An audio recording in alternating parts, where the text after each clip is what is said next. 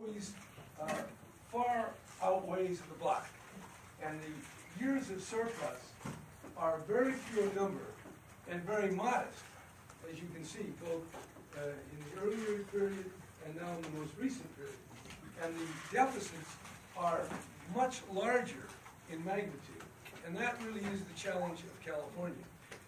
We can explain that if we look at this other chart, where the top line is what we expected the growth to be at the time of our budget proposal a year ago.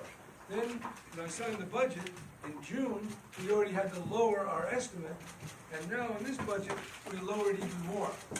So, 2 points. One, the trajectory of revenue growth is declining, number one, and number two, but it's still growing. So compared to many other places in the world, particularly places like Europe, where they're struggling with no growth, California is growing, but less than we expected. And for that reason, we would have had a deficit had we not engaged in certain budget cuts, and if we didn't get the benefit of certain tax measures that were passed on the ballot. Again, the point is that California has the most progressive tax system in the United States. We do ask those who make the most money to pay the highest percentage of taxes. But as a corollary, we have one of the most unreliable revenue systems in the country. And to manage unreliability requires prudence. It requires that we keep a very close eye on the balance in our budget. And while we have sometimes the highs, they're always followed by the lows. The tendency, the inevitable mood is that when we're toward the end of a recovery, we have all this money and people want to spend. That's the very time when you have to pull in and provide a budget reserve, build up the rainy day fund. That's just the way it is. If you want a progressive tax system, you have to have a very big reserve and rainy day fund. And a rainy day fund, while it may look big, with $8 billion, another billion in reserve, the fact is that a modest recession will cost California $18 billion a year for 3 years. That's what the finance department says. So they could be off by quite a lot, and we would still be in deep trouble. And I don't think it makes any sense, or even very decent, to pretend we've got money when we don't. Because having it means having it over a whole budget cycle. And to spend and then cut, and then have all those problems that we saw under Gray Davis and under Arnold Schwarzenegger. I don't want to repeat that. So this is not just some kind of quirk or legacy or brownieism. This is just the corollary of a progressive tax system. And until you're ready to change that, which some people are, and I'm perfectly willing to work with them, we must maintain a big reserve. And that's what we're going to do, because I don't want to see that go back to that cuts. And we're going to get a recession. We've had 10 of them since World War II. We're now in almost the third longest recovery from those recessions. So the downturn is inevitable, and the only way you can balance it, like good farmers who know that you can have almond prices at $6 a pound, they get down to 3 or 4. And you've got to save your money or you lose the farm. We're not going to lose the programs, we're going to keep them going. And that is the whole purpose of this exercise, although I realize in the whole legislative process, spending tends to be at a higher level than I think prudence would allow, or which I'm going to go along. So I'm glad to answer your questions. Governor, if the Trump administration cuts Obamacare as they've been planning to do, what impact do you see this having on California and the budget specifically? Well, with the law currently says that if the federal revenues drop more than 30%, the law is automatically repealed. But I'm not going to anticipate anything. The bill has not moved through the Senate. I don't think there's a politician in American history that could ever imagine taking away health insurance from 20 million Americans. That's a very bold and I think a move that isn't very consistent with decency or even with being a very smart political leader. So I know the Republicans are on that track, but the reality is going to be far more difficult and far more disruptive than they're now expecting. So I'm not going to anticipate what we'll have to do, but suffice it to say, if they do go down that road, it will be extremely painful for California. We'll respond in the best way we can at that point. Governor, what's your view of the legislature spending $25,000 a month to hire Eric Holder to do a job that it appears to some that Javier Becerra? Well, no, it has nothing to do with Javier Becerra. He's the Attorney General, and the legislature does from time to time hire outside counsel. They did in the electricity crisis. I think they've done it in other areas. So he will give them good counsel, and I look forward to having an opportunity to meet him once again. Governor, talk a little bit about affordable housing. Your administration recently put out a report calling it a crisis, noting how far behind California is. What does your budget do? I see it's about $3 billion. Is that enough, do you think? Well, I think we're doing quite a lot relative to this, to the housing market. There's a big gap there. Now, you probably notice if you look in the budget, the average subsidy cost is about somewhere in the neighborhood, I think, 430,000. 332. 332. San Francisco at 600,000 per unit.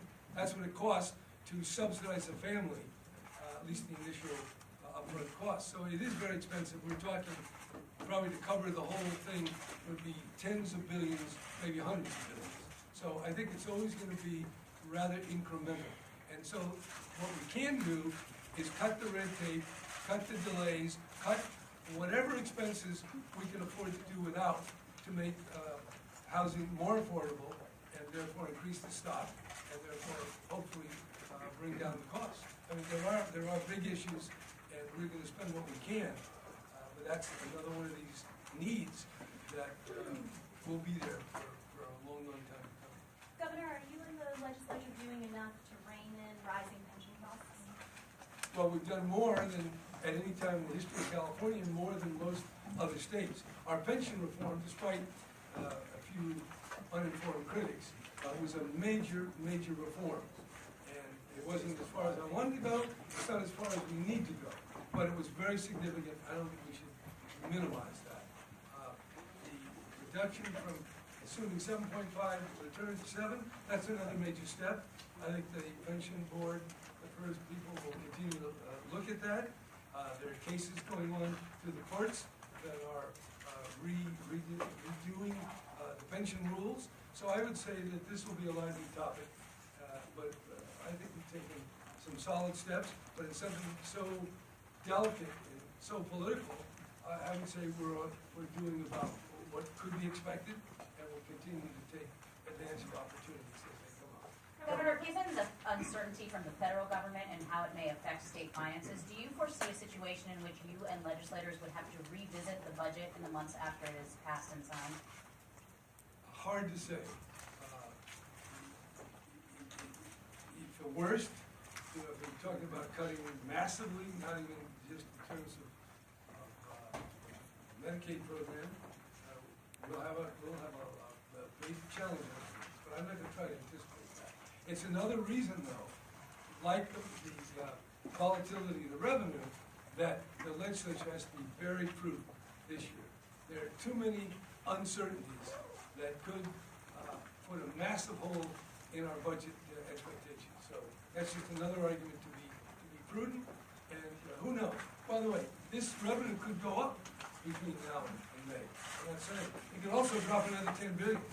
This budget can move very quickly, and that is what I call riding the tide. That's part of being a progressive state that asks the most affluent with all their capital gains to pay more. And they don't pay more, but in certain years they're going to pay a lot less. And that leads to that attitude, sir. Governor, I noticed you'd like to get a two-thirds vote on cap and trade. Can you talk a little bit about that and why? Do you think it's necessary at this time? Well, it's a very important program. It's part of our climate change strategy. California is one of the leading forces in the world dealing with climate change. Cap and trade is not the whole response, but it is an important program, and it generates an important funds. And I'm going to work very hard to win legislative approval for that program. It's a good one. I would think that, given the fact that the federal government seems to be going in the opposite direction, that Californians may want to strengthen their own commitment, because the world is really looking to us. And given the fact that California now is a part of a worldwide coalition of more than 160 states, regions, and even countries, that we ought to continue and not fall back in our efforts. Calling this budget tempered in terms of spending and restrained, how would you label it? Well, I think it's, I would say, prudent and watchful. And that's exactly what we need to be. We do not have any, and I expect that the May revise is going to be even arguing more for caution. So this is where we needed to be the last 3 years. That's where the governor is. And as we proceed building the budget, we need to be cautious. Now, with the supermajority, as I understand it, at least in the Senate, you might have a couple of Democrats that will go along with the Republicans because they don't like new taxes. Do you anticipate a battle there? Well, I believe that there are some Democrats that are very responsible and concerned about what the impact will be on the people that they represent. And I believe that they're going to be allies with the prudent approach that we have always adopted and that the governor has adopted. And we see them as allies in building the budget. Overall, you approve of the governor's approach? Do I what? Overall, you approve of the governor's approach? Yes, we have for the last 3 years. The governor has been cautious. Now, there's some things that he's a little bit more spendy happy on than we are. The cap and trade, that's just become a great big piggy bank for spending things, and we're not so happy about that, but that's a little separate issue. We'll deal with that later in the budget.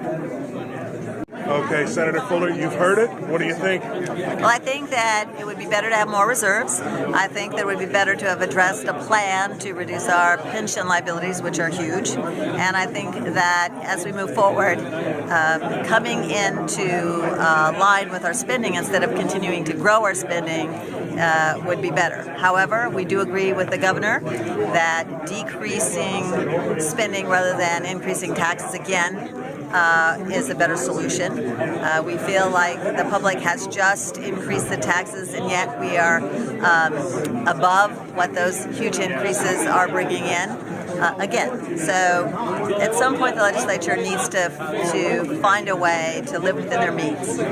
So safe to say tempered, but not tempered enough. Well, we don't think it goes far enough. We don't think even a mild recession could be a huge problem. So we don't think it goes far enough, but we applaud the governor in the sense that he is choosing the right solutions. Now, we haven't seen efficiencies built into government. We haven't seen phased-in plans that could help make many of the programs more sustainable. We've seen rhetoric: we're going to fight, we're going to fight, we're going to hire attorneys. So, I think it's a time for us to wait cautiously to see if the governor can make this a positive direction for all Californians by slowing or stopping the spending, and especially in all areas of the budget, such as state employees and others.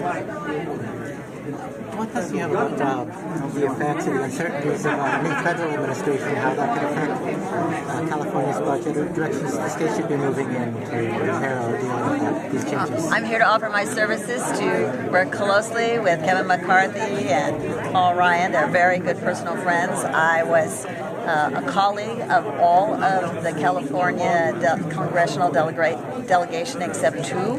I know them well. I've been volunteering my services to help mediate that and to help bring a better, smooth transition to California on all those programs.